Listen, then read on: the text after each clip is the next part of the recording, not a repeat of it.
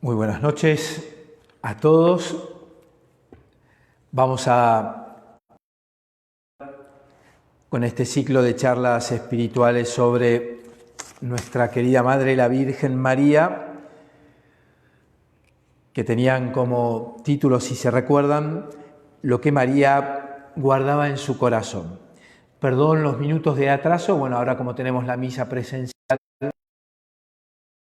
podemos celebrarla la tarde hoy, por eso a lo mejor podemos no empezar tan puntual a las 20:15.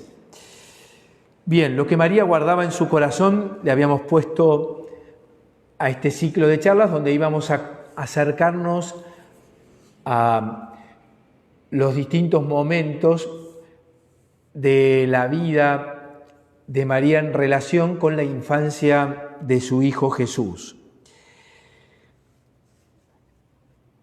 Dos momentos del Evangelio de Lucas se menciona con esta o otras palabras similares el título de este ciclo de charlas. En el capítulo 2, por un lado, en el versículo 19, escuchamos a Lucas que nos dice: María conservaba estas cosas y las meditaba en su corazón. Y un poco más adelante, en el versículo 51, más concretamente en el 51b, vuelve a repetir palabras parecidas. San Lucas: su madre conservaba estas cosas en su corazón. Recuerden que habíamos hablado la semana pasada, al comenzar este ciclo de charlas, sobre estas dos palabras que menciona San Lucas: conservar y meditar. Conservar, es decir, guardar de un modo vivo, de un modo permanente, de un modo vital, acontecimientos, hechos, vivencias, guardarlas en la memoria, ¿no? Quiero repetir un poquito esto que es muy importante. Es decir, conservar no quiere decir arrumbar, echar en el fondo de mi corazón recuerdos, ponerlos debajo de los pliegos interiores, todo lo contrario. La memoria, ¿se acuerdan que para nosotros los cristianos es como la columna vertebral, la médula de nuestra vida de fe? Conservar es entonces guardar de modo vivo, latente, hechos que como puntos suspensivos Dios, con el correr del tiempo, sigue mostrándonos el sentido que tuvieron en nuestra vida, sigue mostrándonos el para qué, ¿no? Ocurrieron estos hechos en nuestra vida. Algo que es un misterio, una realidad, tiene un continuará que necesito volver a, y ahí aparece la otra palabra, meditar. Meditar, lo que nos dice de parte de María, una profunda actitud de silencio, de oración y de contemplación, que fue lo que marcábamos. Bien, por eso yo empezaba también los otros días refrescándonos cómo este tiempo de pandemia que se prolonga en esta aislación, mañana se van a cumplir ya 180 días, 6 meses donde estamos guardados, más o menos. Fíjense cómo este tiempo también queremos pedirle a María que nos ayude a comprenderlo, con una profunda actitud de meditación, que sepamos también conservar las experiencias que cada uno fuimos viviendo, personales, familiares, alegres, tristes, fáciles, difíciles, ¿no? De vida, de muerte, de gracia, de pecado, todo, que sepamos volver a mirarlo arrimando nuestro corazón al de María para que ella nos ayude a conservarlos y meditarlos con ella. Por eso nos iluminamos siempre con la palabra de Dios, que nos va a hacer encontrar y con nuestra Madre, el primer objetivo de este nuevo ciclo de charlas. Y también en este clima de oración, por un lado, descubrir lo que María guardaba para decirnos en este momento a cada uno de nosotros. Pudimos meditar muchas veces, muchísimas veces, la Anunciación, la Encarnación, como lo volvimos a hacer la semana pasada, al volver otra vez a meditarlo junto a María y junto a Jesús. Bueno, el Señor también quiere a través de María decirnos, quiere guardar algo dentro de nuestro corazón también. Y por otra parte, también nosotros queremos contarle a María aquellas cosas que le pedimos a ella como madre que las guarde en su corazón, lleno de ternura, lleno de misericordia. Los tres objetivos, entonces. Bien, hoy vamos a ver, siguiendo también el Evangelio de San Lucas, a continuación del texto de la Anunciación, nada menos que la visitación, la visita de María a Isabel, que comprende como dos momentos el texto que nos presenta San Lucas. Un momento narrativo y un momento propiamente contemplativo de oración. El momento narrativo, que comprende los versículos 39 al 45 del capítulo 1. El encuentro de estas primas. Y después se interrumpe la narración para invitarnos a rezar con los ojos, el corazón, las palabras y la voz de María, el Magnificat, este cántico maravilloso. Bien, esos son los dos momentos. Para retomar en el último versículo, el 56, nuevamente la narración. Bien, vamos entonces a detenernos en el primer momento. Comenzamos con la parte narrativa, que nos va a llevar a un pequeño pueblo llamado Ain Karim. Ahí vivían Isabel y su marido Isabel y Zacarías, Isabel y Zacarías. Ahí vivían ellos. Bien, en esa pequeña aldea, Ain Karim, va a ocurrir este hecho. Ain Karim, para que nos ubiquemos un poquito geográficamente, es una muy pequeña población recostada sobre la montaña. María, que vivía en Nazaret, para llegar ahí tiene que recorrer más o menos 4 días a pie, en mula, ¿no? Habrá sido un poquito menos, pero para que sepan que no es una distancia tan corta. Siempre recuerden que pueden ayudarse con los mapas que tienen las Biblias. El libro del pueblo de Dios tiene al comenzar los sinópticos justamente un mapa geográfico de la época de Jesús. Bien, para que lo tengan en cuenta. Ain Karim es el lugar donde va a ocurrir este hecho que desborda, y esto me interesa decirlo de entrada, desborda alegría. Empezamos la lectura primero y después vamos haciendo como habitualmente, tomando versículos destacados de este texto. Empezamos. En aquellos días, María partió y fue sin demora a un pueblo de la montaña de Judá. Entró en la casa de Zacarías y saludó a Isabel. Apenas ésta oyó el saludo de María, el niño saltó de alegría en su seno, e Isabel, llena del Espíritu Santo, exclamó: Tú eres bendita entre todas las mujeres, y bendito es el fruto de tu vientre. ¿Quién soy yo para que la madre de mi Señor venga a visitarme? Apenas oí tu saludo, el niño saltó de alegría en mi seno. Feliz de ti por haber creído que se cumplirá lo que te fue anunciado de parte del Señor.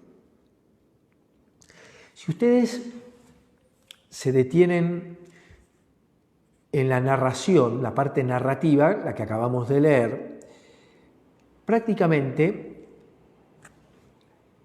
el hecho narrativo es muy breve, ocupa prácticamente 3 versículos, el 39, el 40 y el 41. Nos ubica en el espacio y en el tiempo, para dejar después de tener nuestra mirada en Isabel y en lo que le ocurre, le pasa, hace y dice Isabel, que propiamente son palabras absolutamente proféticas. Habla proféticamente Isabel. Bien, empezamos. En aquellos días, San Lucas enlaza el final de la Anunciación con el hecho que va a narrar a continuación, con la ida de María a visitar a Isabel y a Zacarías. Aquellos días marca una continuidad temporal, pero que habla de una cierta inmediatez. ¿Por qué? Porque lo resalta enseguida. En aquellos días, sin demora, María partió. Y me quiero detener en estos 2 términos. María partió, partir, sin demora. Y ahí tienen el primer punto que tal vez nos ayude para nuestra oración. ¿Qué ocurrió desde el momento en que el ángel se alejó hasta que María partió? Nada nos dice el texto. Evidentemente, algún día pasó, un par de días pasaron. En ningún momento se narra si María habló con sus padres, con Joaquín y Ana. En ningún momento, tampoco, mucho menos, y por lo que entendemos después, María tuvo tiempo, quiso, habló con José, con su prometido. Y acá hay algo muy importante que yo quiero detenerme y que nos puede ayudar como punto para nuestra oración. Primer punto, las noticias de Dios, los misterios de Dios que ocurren en nuestra vida, muchas veces no son para divulgarlos.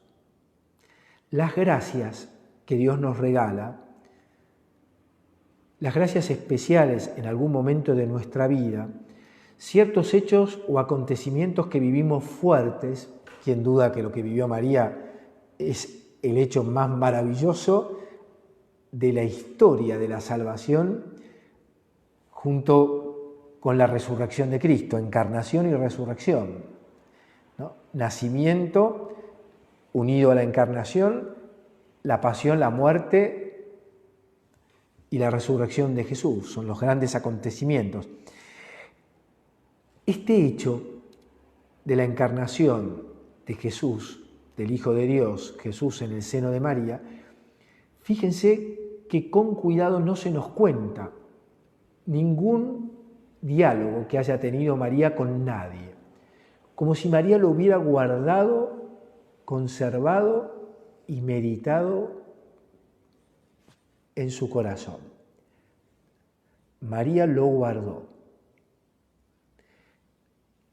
Movida por el Espíritu, intuyó espiritualmente que no era el momento. Ciertamente lo que sí sabemos es que en principio con nadie lo habló.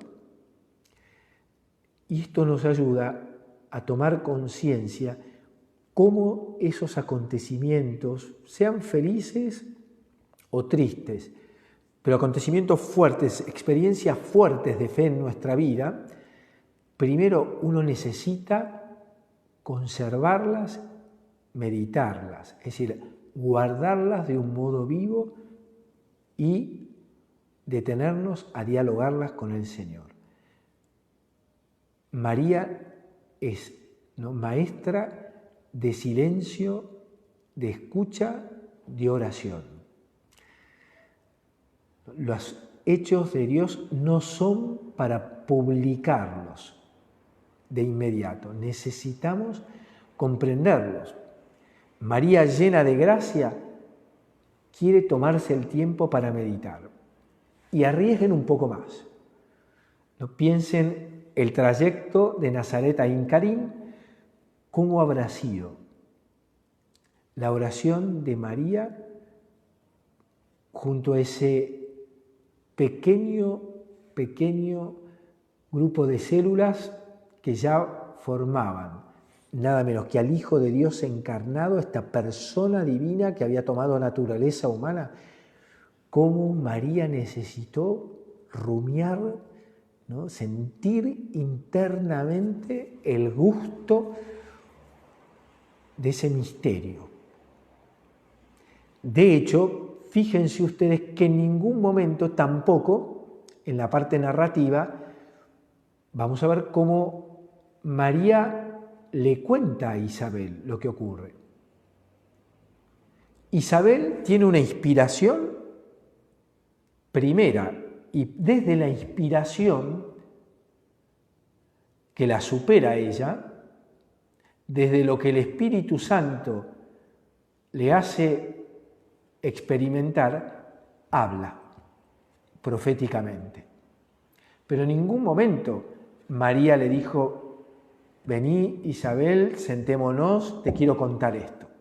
En ningún momento se cuenta en la visitación que María se lo haya contado y que después Isabel. Todo lo contrario, lo marca el versículo 41. Apenas oyó el saludo de María, apenas María entra en la casa y saluda a Isabel, como el saludo de dos parientes, dos personas que se quieren. Ahí ocurre un acontecimiento, también una experiencia profunda para Isabel y para el niño que ella llevaba, que tenía 6 meses y días. Bien, entonces, María, lo primero para que recemos, medita, reza, guarda silencio, no habla, no sale corriendo a publicarlo en Nazaret. En mí Dios hizo maravillas, soy la elegida, soy la madre del Mesías, vengan, no, para nada. Escuchen lo que les voy a contar que me dijo el ángel, nada. Ni siquiera a José, a quien tanto amaba. María prudencialmente, sabiendo las consecuencias, evidentemente, que podía llevarle de a poco este tema. Bien, parte sin demora. La actitud de esta joven de 15, 16 años, que atraviesa 4 días sola, iría en una caravana, pero sola con otro grupo de personas desconocidas, algunas serían aldeanos de Nazaret, a lo sumo algún pariente por ahí, pero no cuenta que María fue acompañada por alguien. También la necesidad de la soledad que tiene la Virgen. La soledad, entre comillas, porque si hay alguien que estaba más acompañado que María, nadie. Llena de gracia y llena del Hijo de Dios, que ya latía en su seno. Entonces María necesita silencio, necesita estar sola, caminar sola esos 4 días hasta la casa de Isabel. ¿Pero qué la mueve a María? ¿Por qué parte sin demora? Se entera por el ángel lo que le ocurre a Isabel y ella se corre al costado, siendo la elegida. Como decíamos, ¿se acuerdan la semana pasada? siendo la criatura que va a tener la vocación más grande que va a existir alguna vez, que pueda existir alguna vez, que existirá alguna vez en toda la historia del universo. María no se queda en Nazaret. María no medita encerrándose en su cuarto. María sale. Medita en su corazón, pero sale a servir. Y sale a servir con fortaleza, sale a servir con sencillez, sale a servir con una profunda delicadeza y ternura amorosa. Qué lindo es eso. No se encerró, salió. El Hijo de Dios que salió del seno de la Trinidad y se hizo hombre, la mueve a María a salir de Nazaret para servir. Otro punto para nuestra oración.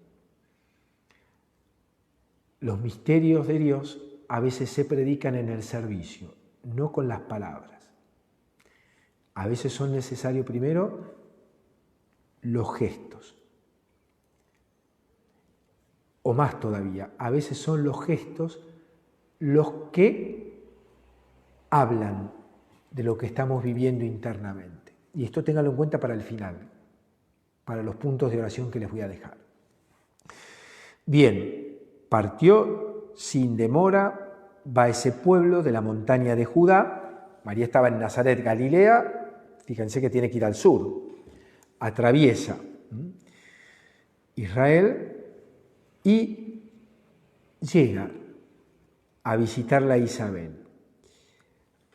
Se nos habla de un pequeño saludo en el versículo 41 y de un hecho, de un acontecimiento. María saluda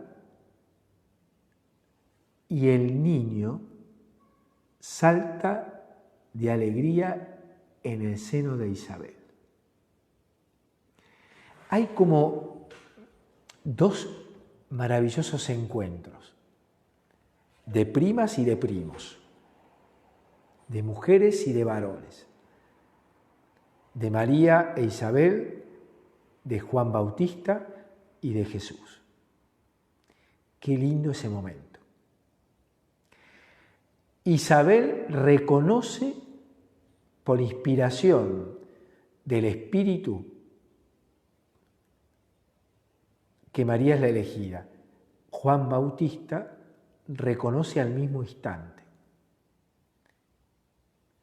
la llegada del Cordero de Dios, al que va a señalarlo 30 años después. En el comienzo de la vida, Juan lo señala de una manera. Juan señala la presencia de la salvación del mundo, saltando en el seno de María.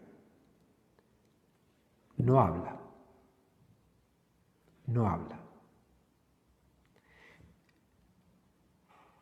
30 años después, Juan vuelve a señalarlo. Aquí está el Cordero de Dios. Siempre un testigo que da testimonio. Me detengo en ese instante de encuentros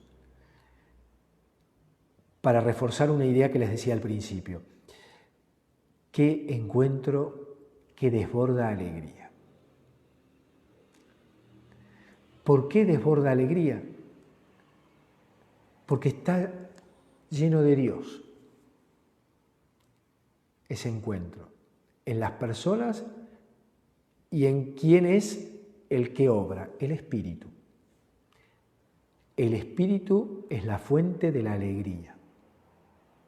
El Espíritu es el que hace experimentar una alegría a esas mujeres y a esos gestados, a estos primos, no nacidos todavía. Otro punto para contemplar, ¿no? La alegría del Espíritu. ¿Cómo importa darnos cuenta que la alegría en nuestra vida cristiana siempre es contagiosa. La auténtica alegría es fruto de la presencia del Espíritu en nosotros. Por lo tanto, fruto de la caridad, ¿no? Uno de los frutos del Espíritu es justamente el gozo, la alegría, y la alegría profunda. Isabel no se puede callar esa alegría, no puede dejar de hablar y contarle a María lo que acaba de experimentar.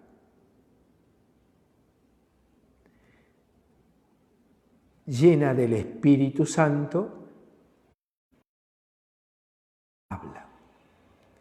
Y lo primero que señala es el Señor. Con lo cual entendemos todo lo que habrá esos meses. 3 meses, donde habrán conversado las primas contándose una y otra los hechos. Isabel tenía para contarle cómo a la vejez también el mismo ángel les había anunciado el nacimiento de un elegido. Y María le iría contando también que el mismo ángel la invitó a esta aventura de fe. Pero el primer momento María no habla, no entra gritando a la casa de Zacarías, saluda. Pero ambos dialogan en esa alegría.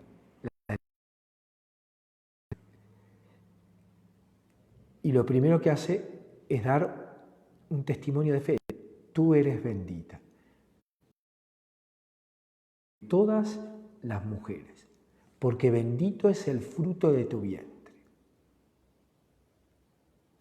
Y ahí Isabel se convierte en una contemplativa. Primero profesa algo que lo supera, después lo contempla. ¿Quién soy yo para que la madre de mi Señor venga a visitar?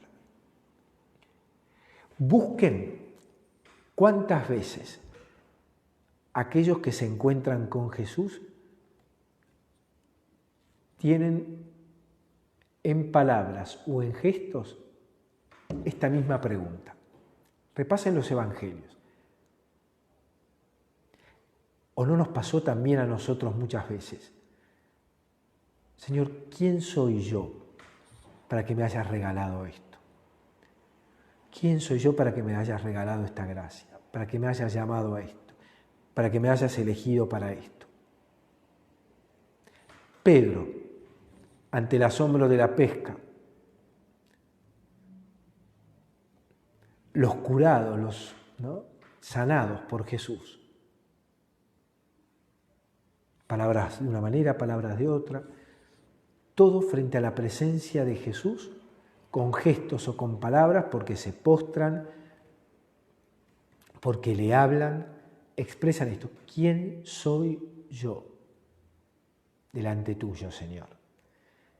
¿Quién soy yo para que me hayas regalado esta gracia? ¿Quién soy yo para que me hayas visitado con tu gracia? Con este don, con esta elección, con tu predilección, con tu misericordia, con tu perdón, con tu paz. Otro punto para meditar, ¿no? Transformen esa pregunta, cada uno movido por el Espíritu. ¿Quién soy yo? ¿Para qué? Puntos suspensivos.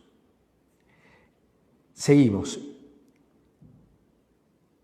Versículo 44. Apenas oí tu saludo, el niño saltó de alegría en mi seno. Isabel no puede callar esa experiencia. Después del ¿quién soy yo? Responde. El ¿quién soy yo? Se detiene a contemplar. La segunda parte es el contar la experiencia que vivimos. Me pasó esto.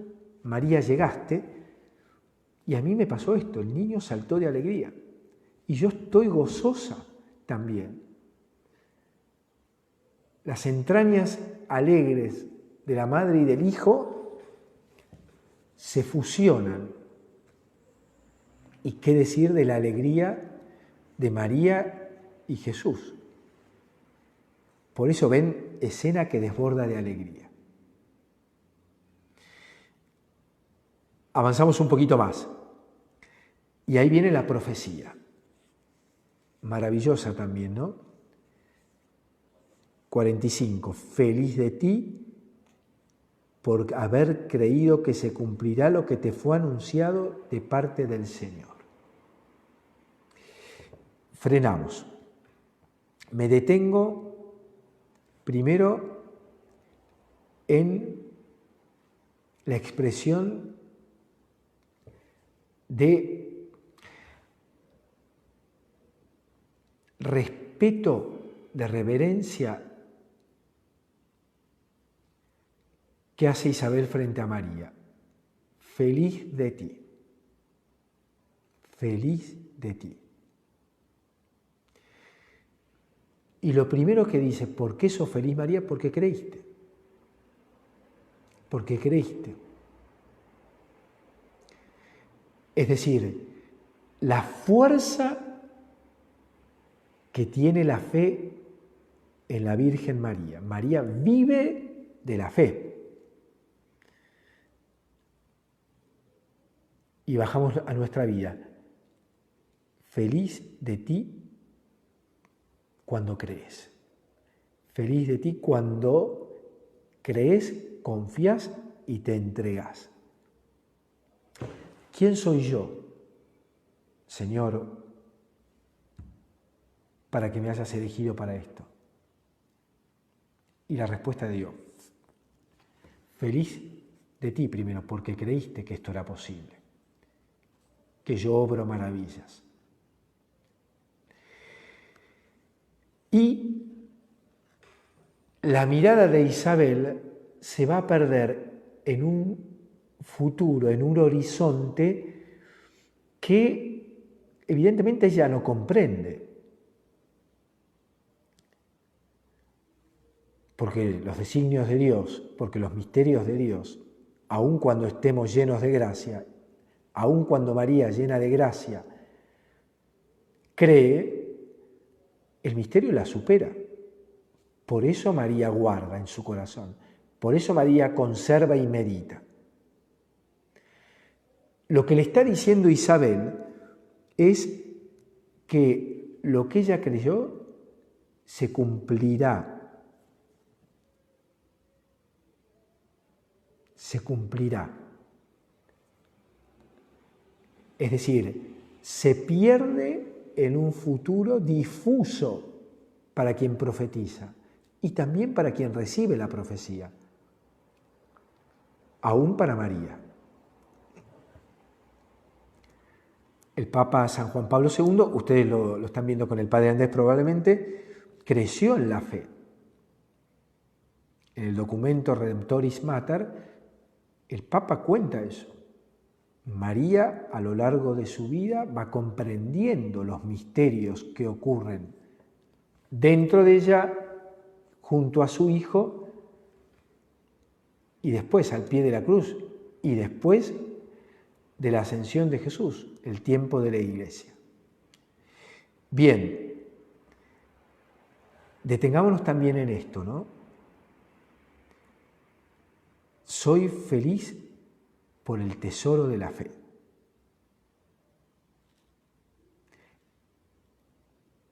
Porque la fe me ayuda a ir comprendiendo que lo que María va a cantar ahora. Ahora empieza el canto, ahora empieza la alabanza. Ahora es como si el hogar de Zacarías e Isabel se convierte en un pequeño cielo. Es que lo era, también desde el momento en que irrumpió María, porque están con Jesús, es estar en el cielo. Por lo tanto, el cielo estaba en la casa de Zacarías e Isabel. Y María va a perderse en una contemplación que lo hace canto. María también profetiza. María dice entonces, ¿por qué no agrega, dice llena del Espíritu? Porque ya estaba llena de Dios. Desde su concepción y desde el momento en que dio su sí, aquí está la servidora.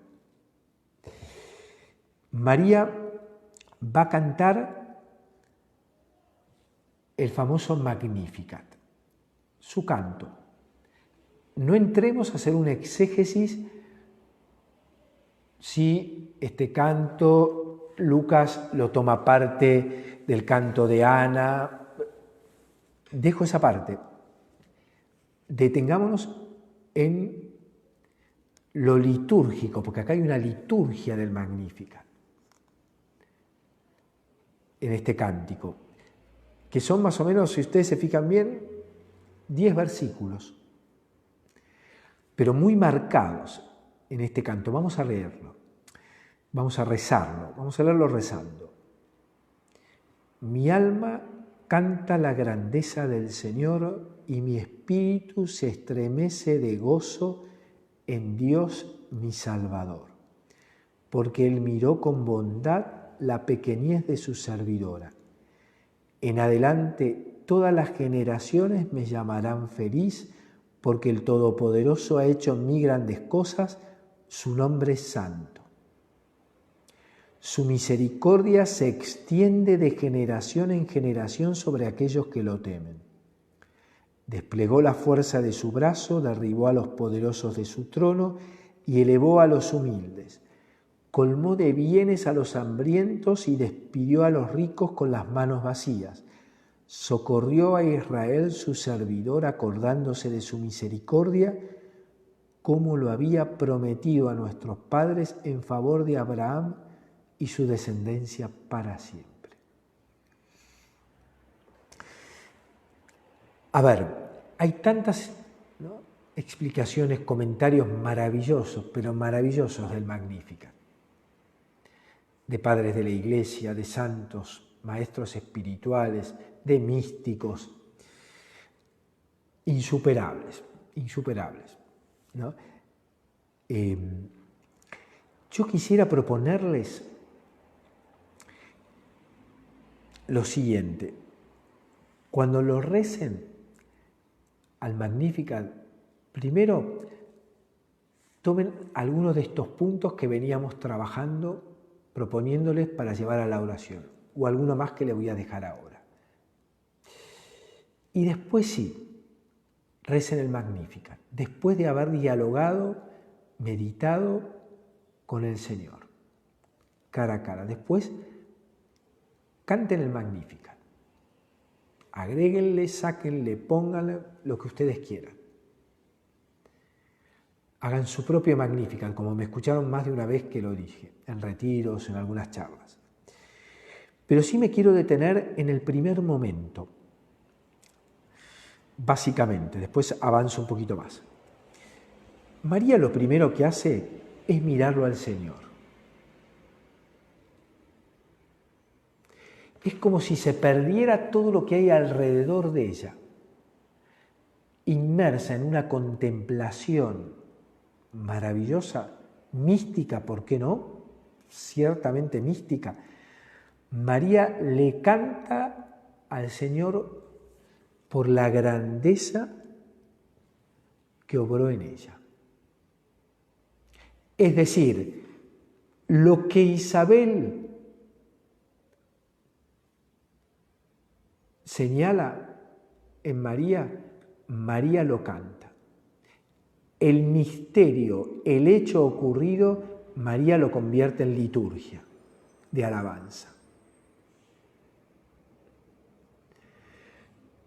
Nuestros hechos de vida, nuestros acontecimientos, que siempre los llevemos por excelencia a la liturgia con mayúscula,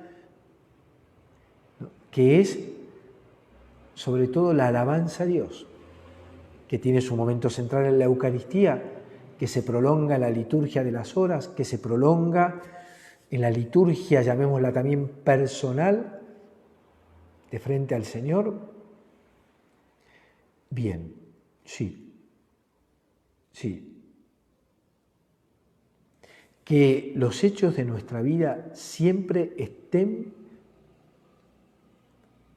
centrados en el misterio de nuestra redención. Porque María los centra así, si ustedes se fijan.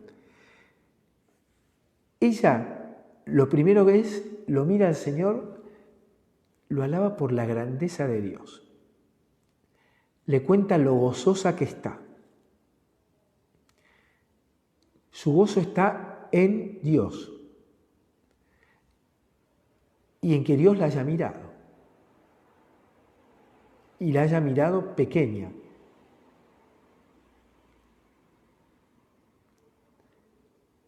Y ahí empieza como a abrir. La liturgia personal la va abriendo. Va como María en círculos envolviendo a todos aquellos servidores como ella, abrazados por el amor de Dios, su Salvador, nuestro Salvador.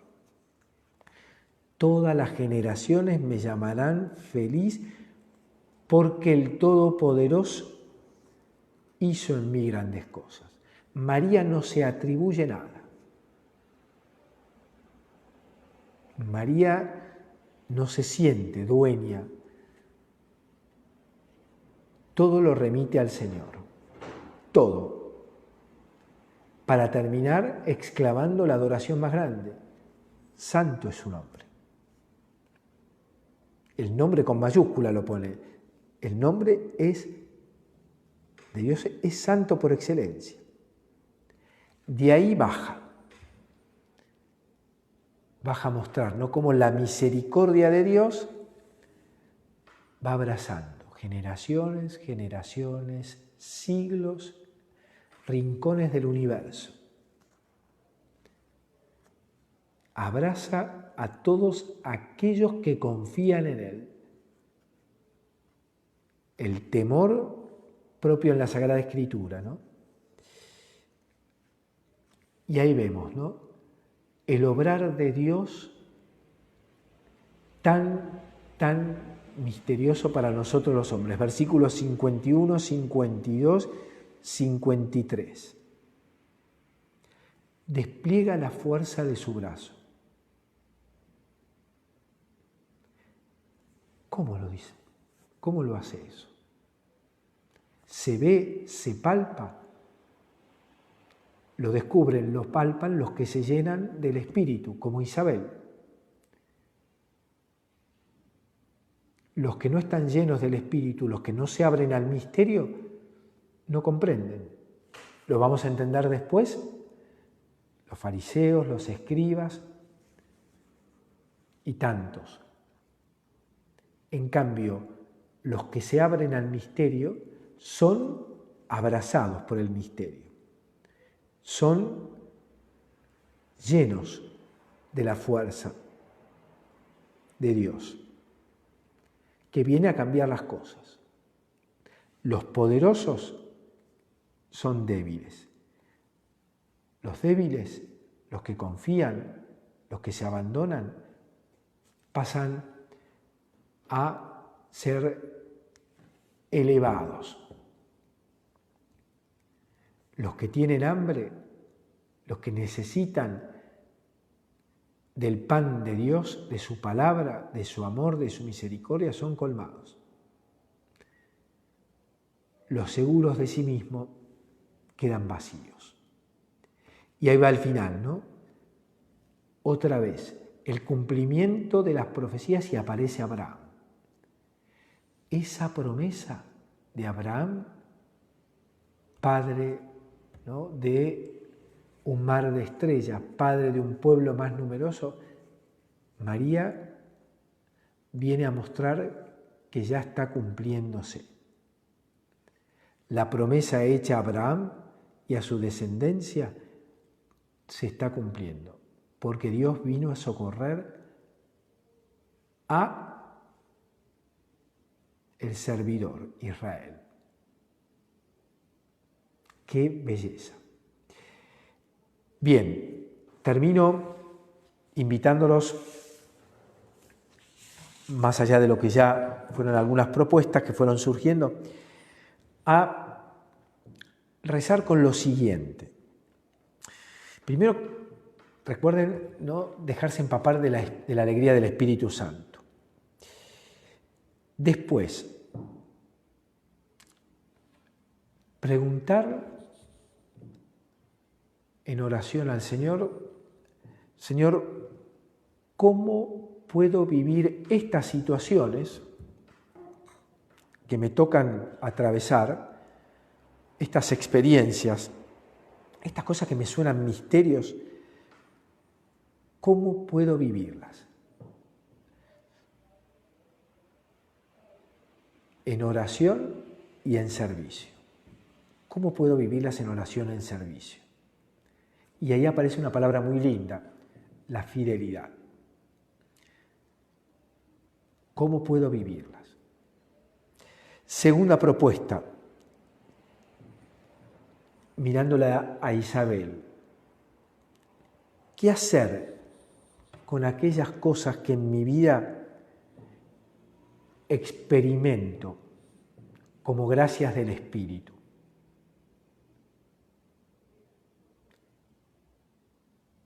Y traten de ver algunas gracias concretas que hayan vivido.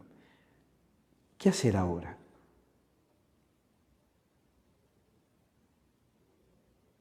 ¿Qué tengo que hacer con esas gracias, Señor? Evidentemente, no pueden quedar en mí. María partió y fue sin demora. Y lo último, ¿no? El Magnificat. Pedirle al Señor aprender a cantar la vida como una alabanza a Dios y todas las circunstancias que me tocan atravesar.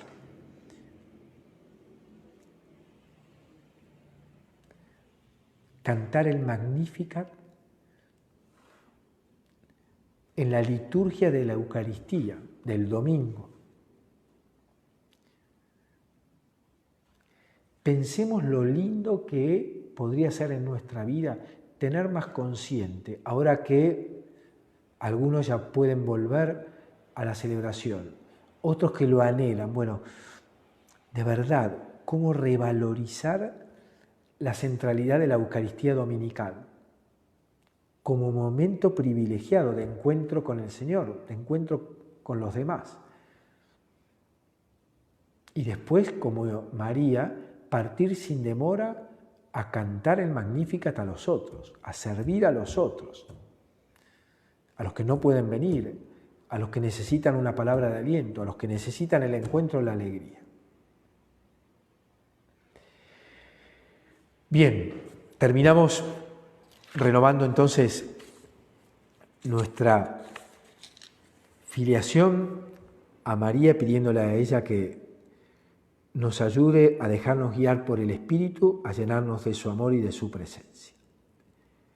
Dios te salve María, llena eres de gracia, el Señor es contigo, bendita tú eres entre todas las mujeres y bendito es el fruto de tu vientre Jesús. Santa María, Madre de Dios, ruega por nosotros pecadores, ahora y en la hora de nuestra muerte. Amén.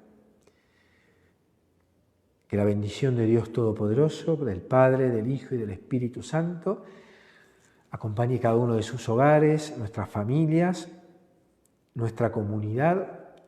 Amén. Bueno, que tengan un buen descanso y un muy buen fin de semana. Nos unimos presencial o también unidos en el corazón de la Eucaristía a través, ¿no?, de las redes. Buenas noches.